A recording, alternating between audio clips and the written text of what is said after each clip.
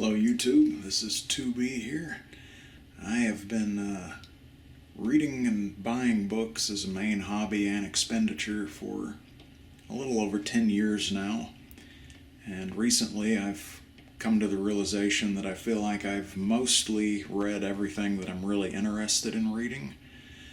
And so I figured that now is as good of a time as any to do a little bit of a library tour, show you what's on the old bookshelves. Hopefully you'll see something maybe that you haven't read before that might be of interest. So first let me show you what the whole wall looks like here. Got my workspace over at the end, but so yeah, it's a pretty nice setup to be able to scoot the rolling chair over and have a look. And I will admit to you, compared to some bookworms, my organization isn't the best, but I do know where everything is, at the very least. So first of all, here on the floor, I just have mostly some culinary books, including a few about alcohol and cigars. Not a big drinker or smoker, but kind of an interesting topic. I think the best of these is called The Journey of the Havana Cigar. That's a beautiful book, lots of photographs from Cuba and breaking down the whole process. So pretty interesting. Now, as far as a general organization of these shelves, what I've done is fiction is going across the top of all of the shelves, and then non-fiction, for the most part, is anything that's in the shelves themselves. So let's begin with fiction, and then we'll come back to the start here, and I'll show you everything that's actually contained in the shelves. Alright, starting off here, again in no particular order, mostly the order that they were unpacked out of about 50 book boxes when we moved here. Neil Gaiman. I recently just reread Coraline and Graveyard Book because I'm writing a children's novel of my own, so look to the master for advice on that. Tolkien, including a few of the more esoteric ones like Hurin and Silmarillion. That's a nice vintage 1970s box set of the Lord of the Rings trilogy. Chekhov, that's just a Barnes & Noble edition, but probably one of the best short story writers ever to live, along with Flannery O'Connor, I would say. Tennessee Williams, also, even though he's mostly famous as a playwright, those short stories are quite good as well. A little bit of Dostoevsky, more of him later. A couple of photo books about Hemingway that I've kept. You'll also see more Hemingway on the end of the line, but I keep quite a bit of Hemingway material because I have a story idea about him, possibly a novel in the future. I have 100 Years of Solitude here because this is actually what I'm reading right now, so it is going to be the last book that I read before I can consider the library completely finished. So I kind of saved the best for last, at least according to what I've heard about it. Comes highly recommended. So, let's see here. Celine, Journey to the End of the Night. That one, very dark. Not quite as dark as some of the later postmodernists, but yeah, pitch black, post-World War II, World War I, excuse me, Lost Generation, all that. Philip K. Dick compilation up there. Willa Cather, one of my favorite female novelists, My Antonia in particular. Amazing stuff. There's one of the Barnes & Noble classics, Jules Verne. Let's see, Hercules there. I hope he doesn't get us in trouble with the censors. There's more Dostoevsky. Really nice edition of The Idiot. I think that's Folio Society, if I'm not mistaken. Nice illustrations. Hercules back in place. Orwell, most of Orwell. Certainly within my top 5 favorite authors, maybe top 3. 1984, obviously a bit of a cliche choice for a favorite novel, but that's one of those where it's so good that it's almost criminal not to think of it as a favorite, cliche or no. This is interesting. It's the Complete Bronte Sisters. Very big volume there.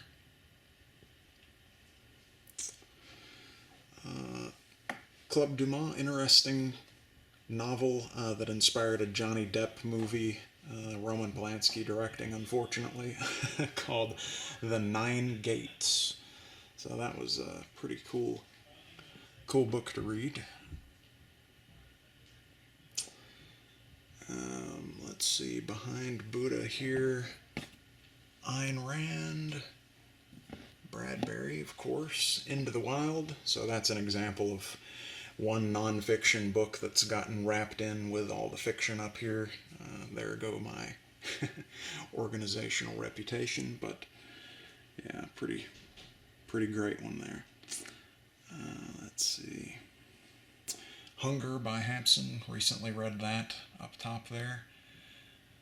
Very interesting novel, kind of similar to Notes from the Underground by Dostoevsky, but a little more in-depth and a little more, I would say, a little more of a normal personality compared to the quote-unquote sick and wicked narrator of Underground. Barbara Kingsolver, definitely my favorite female novelist, especially alive today. Poisonwood Bible, masterpiece. Lacuna, probably close to being a masterpiece too. I'm going to change hands here with this camcorder, holding it up like that. Alright. The original illustrated Sherlock Holmes. Awesome. What else? I Am Legend. Read that earlier this year. Definitely an example of the book being better than the movie.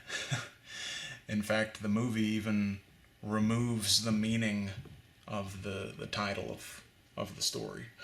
I won't say any more than that because I don't want to spoil it, but yeah, the ending of the book reveals why it's titled I Am Legend. So, Virginia Woolf, Lighthouse, very good. Remains of the Day. Wow, that is... Yeah, Remains of the Day, I would say that one deserves actually pausing and taking off of the shelf because it is a life-changing read. Also made into an interesting film, Anthony Hopkins playing the main character, but the book, highly recommended. Highly recommended. Just leave that sitting there for now. There's Flannery O'Connor, as promised. Also amazing. Just picking up her and Chekhov would pretty much do you if you want to study the art of the short story. Oscar Wilde. Steinbeck, probably one of my first favorite novelists that I ever encountered. Difficult to pick a favorite from him, although East of Eden's definitely close. Yeah. Salinger. That, by the way, is just a reproduction of the first edition of Grapes of Wrath. If I had the first edition of Grapes of Wrath, it'd probably be in a safe, not on a shelf. So, let's see.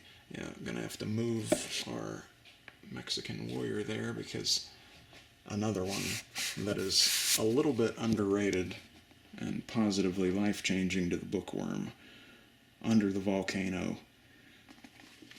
Incredible story of alcoholism, actually, but written in a kind of Nabokov type fashion, very high literature, pretty demanding, but certainly worthwhile, easily worthwhile.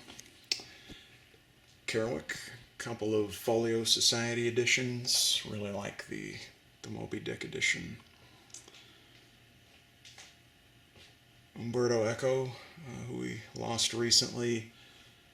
For a lot of people who don't necessarily want to read Don Quixote or Boccaccio, all that difficult Middle Ages type stuff, I recommend Name of the Rose, because it's a bit of a satire on that period, but also a lot of real historical fiction research went into it, and so it kind of gets you to the same place, but without as much sweat and blood, so to say. Snow Crash, another one that I kind of neglected for a long time, and turned out that I was missing something quite important. I would say that it is definitely up there, maybe even better than Neuromancer, as far as the whole beginnings of the cyberpunk genre. James Joyce, again, reproduction of the first edition there. A little bit of Mark Twain. Need more, have read more, probably from the library. Don't think that I own more. George MacDonald, that's worth stopping on too. George MacDonald was a massive inspiration for C.S. Lewis, and I think Tolkien as well, but definitely Lewis. And these two, Wise Woman and Phantastes in particular, are a real treat, and pretty much for any age. I mean, kids might be confused by a few things, but it's definitely written in a kind of fairy tale fashion. Here behind Proust we have Cormac McCarthy, probably the most notable. Blood Meridian being the masterpiece. The character of the judge is probably one of the best depictions of the devil himself in literature, arguably. Suttree is also amazing, but Suttree is fairly difficult as far as being almost high literature, and so would definitely recommend Blood Meridian instead as a jumping in point. First edition in Cold Blood by Capote. No dust jacket, so leave it out and read it. Every copy's a reading copy, in my opinion.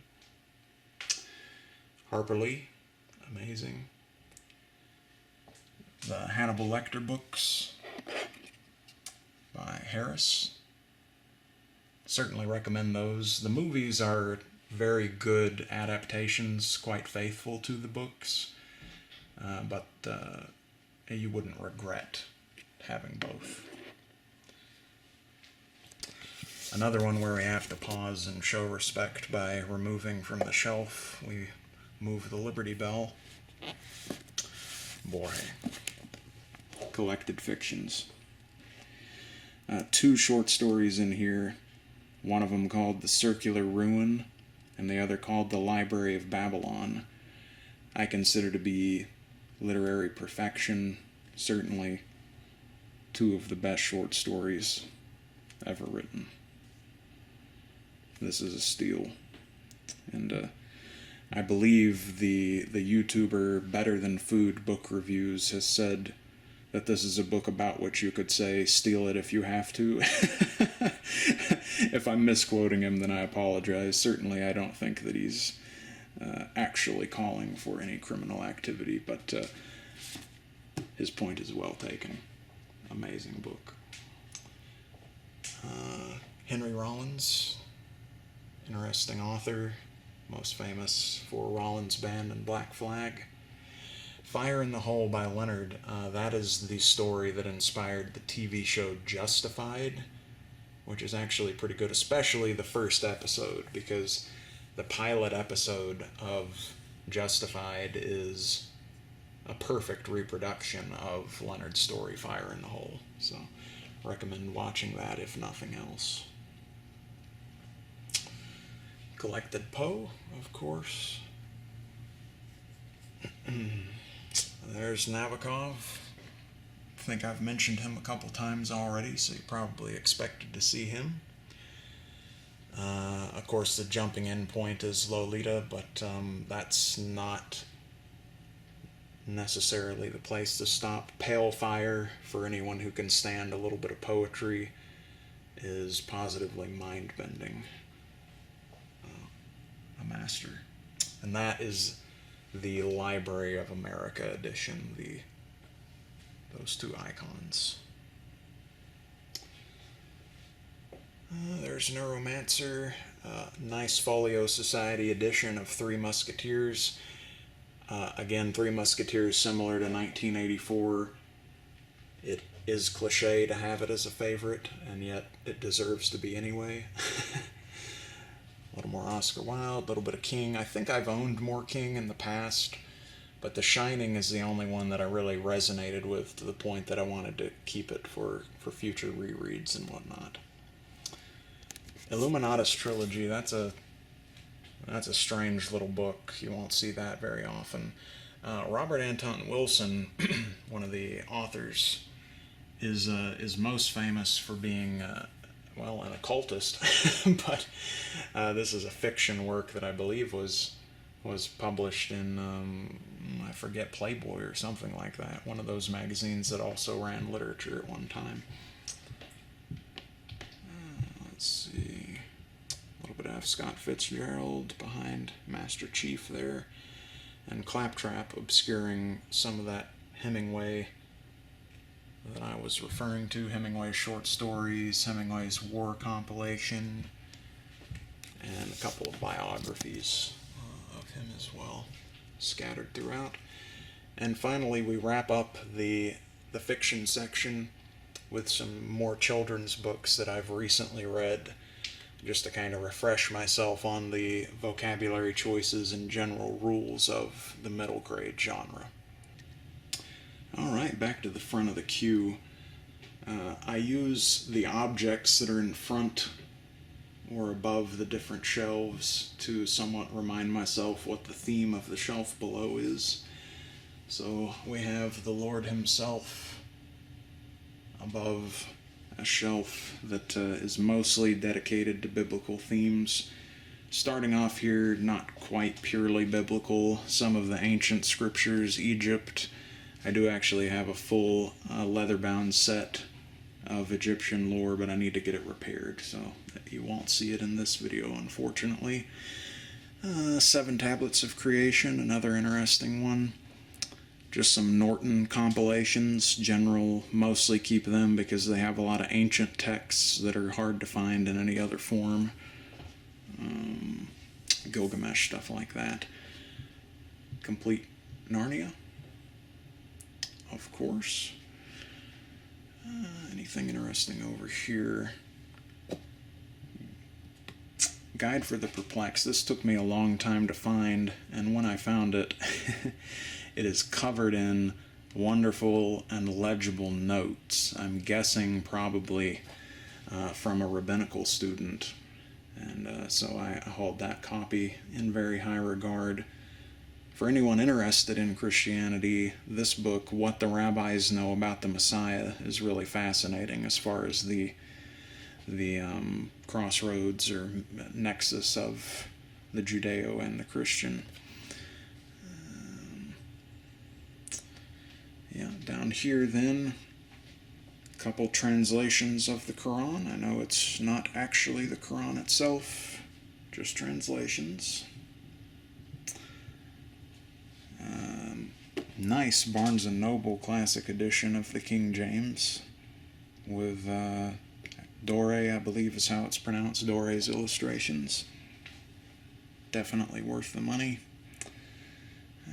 Concordances, now more of Lewis, but of his theological work. And Orthodoxy by Chesterton, probably in my top 10 favorite nonfiction books of all time. Let's see.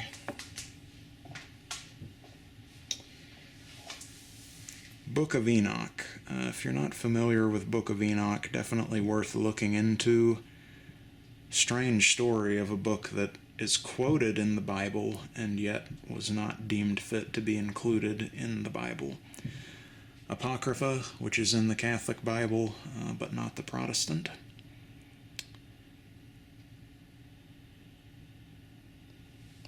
Love this little copy of Imitation of Christ. Beautiful. RLH. I don't believe that name is actually spelt out, but I'm assuming that that was added after the purchase by someone who cherished it. So, found it in a used bookstore and like to think that I'm treating it well for him or her. A few more King James, and then a couple of, these are actually a couple of family Bibles, and this is the first Bible I ever got from my parents. Poetry, beginning here. Won't spend a terrible lot of time on this, because you either know or you don't when it comes to poetry. Although I will say that Rilke Sonnets to Orpheus is one that I kind of procrastinated on for a long time, and definitely worth it. Wonderful. Finally, the beginnings of the so-called, I forget if it's 5-foot or 6-foot shelf, but the Harvard Classics collection. And this is the first edition. So some of them say 1910, and some of them say 1911. Got that for $80 at a used bookstore. Alright, Hercules, appropriately, is over the Greco-Romans.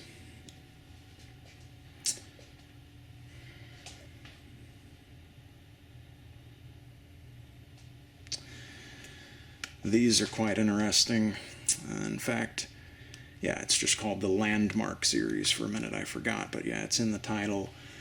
So the Landmark, originally they just did the 4 big Greeks, and now they also, if you don't want to do this, where you have to get the Penguin Caesar, they have the Landmark Julius Caesar as part of the set too.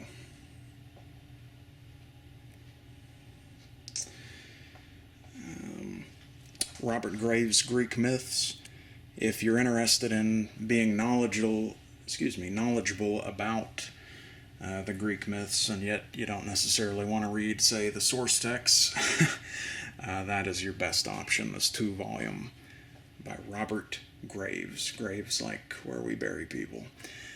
Yeah, Pope. Amazing poetic translation. In fact, these are probably close to some of my favorite physical books that I have. This is Easton Press, and this black and blue Iliad and Odyssey is Easton Press's collector's edition from, I think, the 70s. And this Virgil's Aeneid is also quite nice. That's Franklin Press, I believe. Beautiful.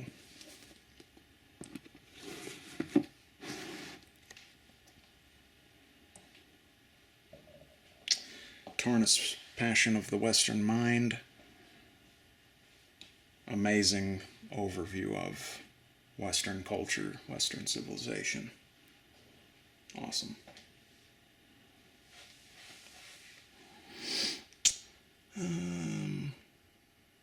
Abridged Gibbon, which is not really forgivable, but it's all that it's all that I've had time to read so far, so I will probably replace that 1 volume with the full set eventually.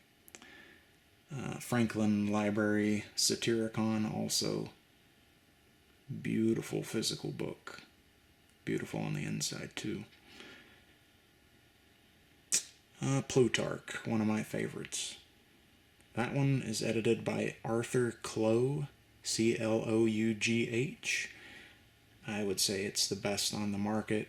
On this shelf under Buddha, we have some mixed psychology shuffled in there with a Japanese shelf and a little bit of meditation and yoga info.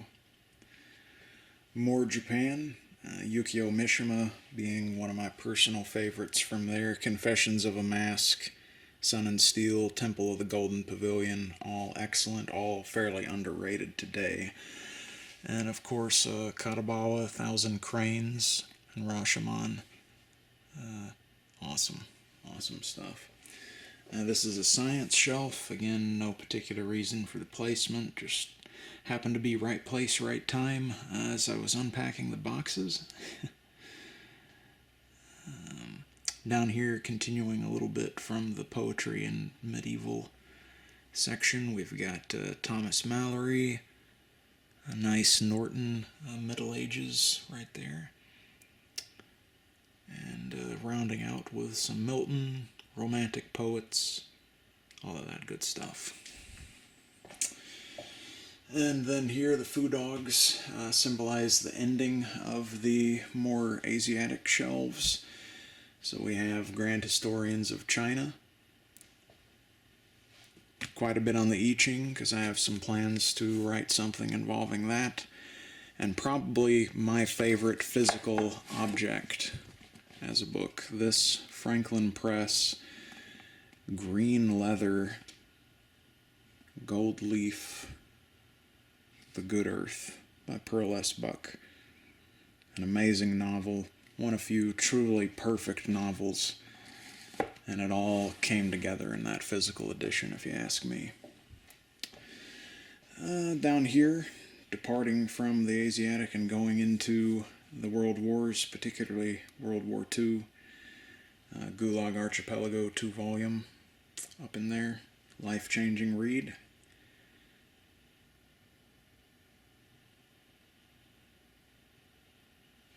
This is actually from the Soviet Union, but it is an English edition of Marx and Engels. Pretty much completing the little bit of a Middle Ages theme, Beowulf, including Tolkien's. William Blake, not Middle Ages, but makes me think of it for some reason. And then also finishing off World War II, the Churchill set. Below that, Shakespeare. Those 3 volumes that appear untitled but have just worn off are Shakespeare commentary, along with a couple of Dante, Boccaccio, Chaucer, some Napoleon, and finally, for this shelf, Lovecraft, steampunk, and some more random science that just wouldn't fit right there. All right. Underneath the Mexican warrior and Chichen Itza replica, Easton's Library of Presidents set, definitely the nicest leather-bound set that I have. Got that for $300, actually, at an antique shop, not a secondhand bookstore. And it was complete at the time. Of course, it stopped at George Sr. It was complete at the time, except for missing this Theodore Roosevelt. And when I found it online, the person who owned it was the architect of Trump Tower. And that was long before Orange Man became president, so I just kind of thought that was funny when I saw that was who owned it previously. They put their Ex Libris nameplate in. Pretty much from there on, just U.S. history, all the usual suspects, de Tocqueville, awesome. Professor Rothbard, patron saint of anyone with a libertarian bent. Sandberg, Complete Lincoln. On Killing by Grossman sounds like and is a very macabre title, but actually one of the best nonfiction books I've ever read. It completely strips away all the fictional kind of pornographic ideas that normal people, civilians, have about the topic. Robin Williams. That's a difficult one to make it through. I don't know if I'll ever read it again. Took his death pretty hard, but and here, interesting, very underrated, Western Culture at the American Crossroads by Poynton and Miller. I consider it to perfectly pair with Tarnas' Passion of the Western Mind. If you get just those two, you would pretty much completely understand Western culture, and this one helps you understand why it appears to be failing. Down here, very miscellaneous, mostly having to do with a novella that I wrote called Sharp Medicine. So a mixture of things about Sir Walter Raleigh and bibliophilia, bibliomania, book collecting obsession, all that. And these are all about a novella that I wrote that you might see at the end of this video called Keenite and Crystal, which is about ancient Cherokee Native Americans.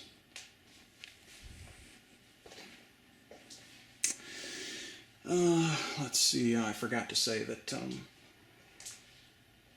Lady Liberty and the Liberty Bell music box and the actual Liberty Bell are above those. Here, Ouroboros signals the beginning of the finance section. A little bit of technology-related science, particularly philosophy of technology. Nice math set by Newman, World of Mathematics, 4-volume. But then all pretty much finance from there on.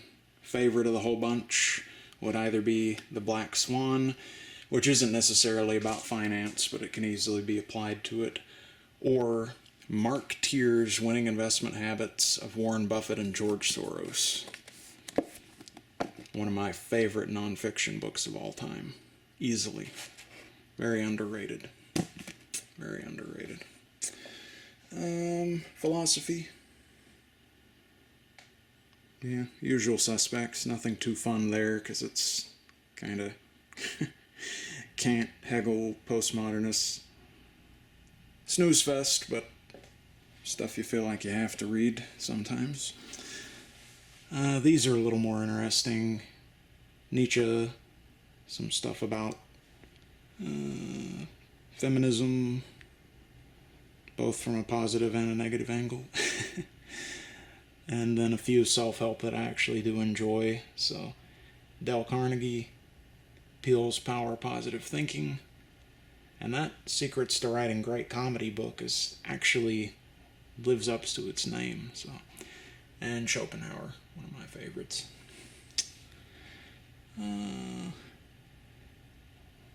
Not too much worth interesting there, except 48 Laws of Power by Green. Amazing. Campbell, Hero with 1,000 Faces, some conspiracy stuff, including Nostradamus, and Manly P. Hall. Oh, Manly P. Hall and Julia Savola. Yeah, look into them.